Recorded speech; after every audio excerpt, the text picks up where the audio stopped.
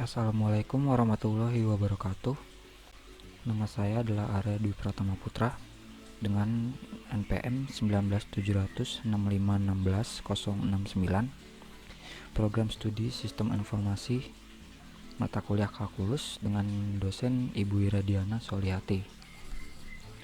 Dan kali ini saya akan menjelaskan tentang materi aplikasi turunan. Turunan merupakan salah satu bagian dari kalkulus yang mempunyai peranan yang sangat besar, baik dalam bidang-bidang lain maupun dalam matematika itu sendiri. Turunan juga dapat digunakan untuk dapat menggambarkan grafik suatu fungsi aljabar, yaitu dengan menggunakan penerapannya. Untuk menentukan turunan, suatu fungsi biasanya digunakan konsep limit. Yang perlu diperhatikan dalam aplikasi turunan ini adalah turunan pertama dan turunan keduanya. Turunan pertama berfungsi untuk dapat membantu kita mengetahui titik kritis suatu fungsi dan fungsi tersebut naik atau turun. Sedangkan turunan kedua berfungsi untuk menentukan di mana suatu fungsi cekung ke atas dan di mana fungsi tersebut cekung ke bawah. Selain itu, dapat juga membantu untuk menentukan nilai maksimum dan minimum suatu fungsi. Turunan fungsi biasa digunakan saat menentukan gradien garis singgung suatu kurva, menentukan di mana interval naik turun fungsi, menentukan jenis nilai stasioner, dan beberapa aplikasi pada persamaan gerak atau masalah terkait maksimum dan minimum. Nah, di sini ada langkah-langkah menyelesaikan soal-soal aplikasi turunan. Yang pertama yaitu menetapkan variabel-variabel fungsi. Yang kedua, menentukan hubungan antar variabel sehingga terbentuk suatu fungsi. Dan yang ketiga, menentukan nilai turunan.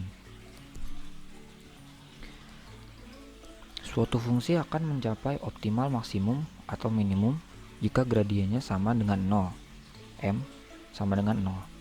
Karena gradien sama dengan turunan pertama dari fungsi tersebut, maka turunan pertama dari fungsi sama dengan 0, f aksen x sama dengan 0. Titik tersebut dinyatakan dengan titik stasioner. Beberapa sifat dari turunan pertama dan kedua suatu fungsi pada x1 dapat kita nyatakan sebagai berikut. F aksen x1 sama dengan 0, maka titik x1 fx1 disebut titik stasioner atau kritis.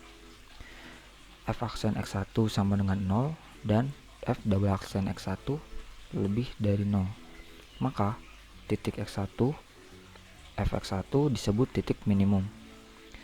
F aksen x1 sama dengan 0 dan f double aksen x1 kurang 0, maka titik x1 fx1 disebut titik maksimum. F double aksen x1 sama dengan 0, maka titik x1 fx1 disebut titik belok. Tentukan titik. Nah, di sini adalah kali ini ada soal yang pertama, yaitu tentukan titik balik fungsi berikut ini. Fx sama dengan x kuadrat min 4x ditambah 3. Nah, fungsi di atas ini berdasarkan konsep turunan mempunyai stasioner pada fungsi turunannya, sehingga dapat kita tulis sebagai berikut. Fx sama dengan x kuadrat min 4x ditambah 3.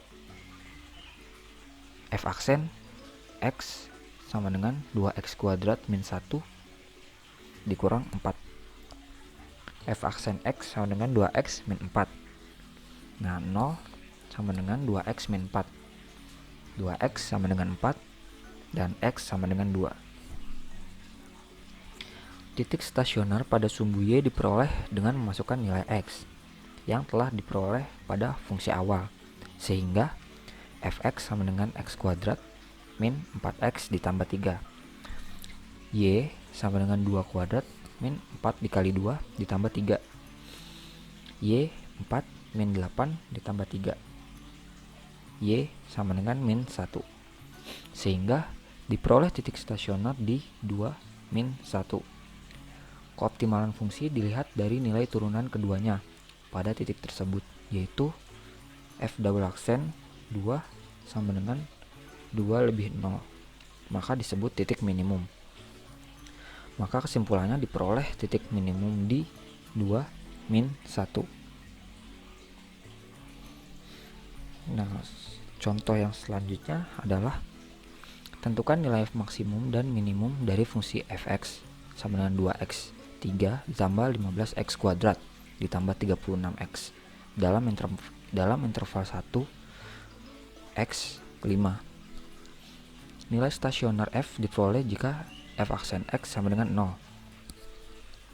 Fx sama dengan 2x3 min 15x kuadrat ditambah 36x.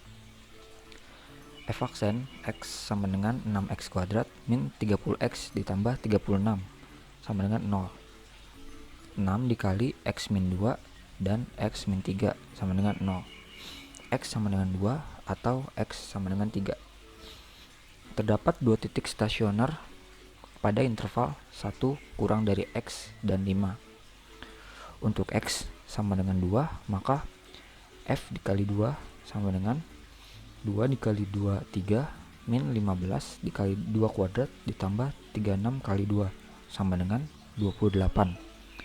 Untuk x sama dengan 3, maka f dikali 3 sama dengan 2 dikali 3, 3 min 15 dikali 3 kuadrat ditambah 36 dikali 3 sama dengan 27. Menentukan nilai f1 dan f5. f1 sama dengan 2 dikali 1, 3 dikurang 15 dikali 1 kuadrat ditambah 36 kali 1 sama dengan 23. Dan f5 sama dengan 2 dikali 5, 3 dikurang 15 kali 5 kuadrat ditambah 36 dikali 5 sama dengan 55. Dari nilai-nilai tersebut dapat kita lihat bahwa nilai maksimumnya adalah 55 dan nilai minimumnya adalah 23.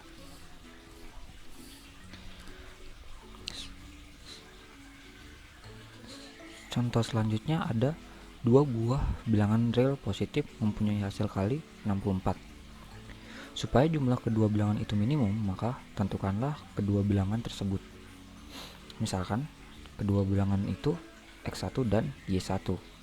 x1 dikali y1 sama dengan 64. Maka y1 sama dengan 64 per x1. Misalkan h sama dengan x1 ditambah y1. Maka h sama dengan x1 ditambah 64 per x1. H sama dengan x1 ditambah 64 x1 min 1. Syarat H minimum, H aksen sama dengan 0. H sama dengan x1 ditambah 64 x1 min 1. H aksen sama dengan 1 min 64 x1 min 2 sama dengan 1 min 64 per x1 kuadrat. 1 sama dengan 64 per x1 kuadrat sama dengan x1 kuadrat sama dengan 64. Maka x1 sama dengan 8 sama dengan y1 sama dengan 64 per 8 sama dengan 8. Jadi bilangan tersebut adalah 8 dan 8. Soal yang terakhir yaitu tentukanlah nilai maksimum dari fungsi fx sama dengan 3x x kuadrat dalam kurung x kuadrat min 12. Nilai maksimal yang didapatkan ketika f aksen x sama dengan 0. Maka uraikan kemudian turunkan di fungsi berikut. Fx sama dengan 3x dalam kurung x kuadrat min 12. Fx sama dengan 3x3 min 36x. F aksen x sama dengan 9x kuadrat min 36 sama dengan 0. 9x kuadrat sama dengan 36. X kuadrat sama dengan 4. Akar 4 sama dengan tambah 2. Untuk x plus 2. Fx sama dengan 3x3 min 36x sama dengan 3 dalam kurung 2. 3 min 36 dalam kurung 2 sama dengan 24 dikurang 72 sama dengan min 48. Untuk x sama dengan min 2, fx sama dengan 3x3 min 36x sama dengan 3 dalam kurung min 2, 3 dikurang 36 dalam kurung min 2 sama dengan min 24 ditambah 72 sama dengan 48. Maka nilai minimum adalah min 48 dan nilai maksimum adalah 48. Baiklah, sekian dari saya, kurang lebihnya mohon maaf. Wabillahi taufiq wal hidayah. Assalamualaikum warahmatullahi wabarakatuh.